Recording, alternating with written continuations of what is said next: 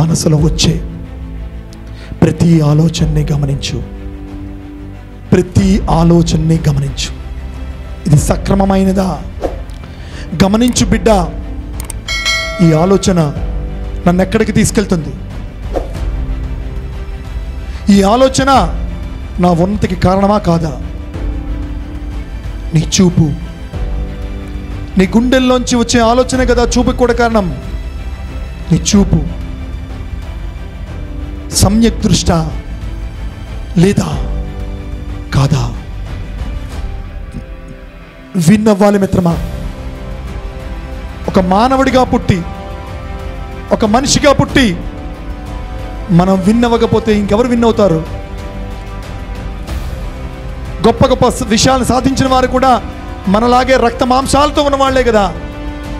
మనలాగే తల్లి గర్భాన్ని చీల్చుకుని వచ్చిన వారే కదా. మనలాగే గాలిని పీల్చేవారు కదా, నీరును తాగేవారే కదా. వాళ్ళు లోపల తప్పించారు, తరించారు. మనము కూడా తప్పించాలి మిత్రమా. ఈ క్షణం నుంచి వి మస్ట్ విన్.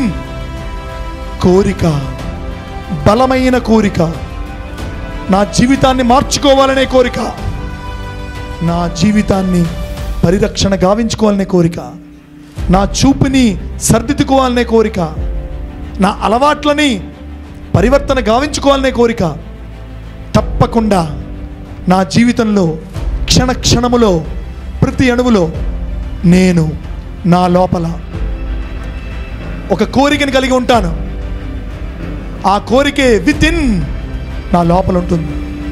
అది ఈరోజు నా హృదయం మీద ఒక ప్రతిజ్ఞ తీసుకొని నన్ను ఒక సమగ్రమైన, ఒక సమూలమైన, సవివరణమైన, అద్భుతమైన వ్యక్తిగా భావించి నేను నా మీద నేను ప్రామిస్ చేసుకుంటున్నాను.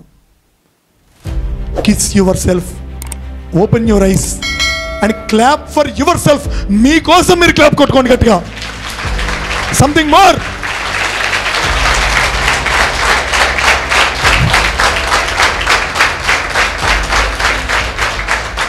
Thank you my dear friend.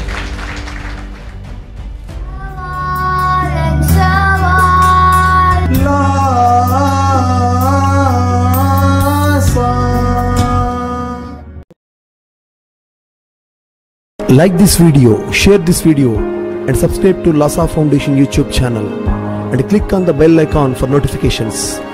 Do write your valuable comments and suggestions in the comment box and ask for more new videos on which subjects you want.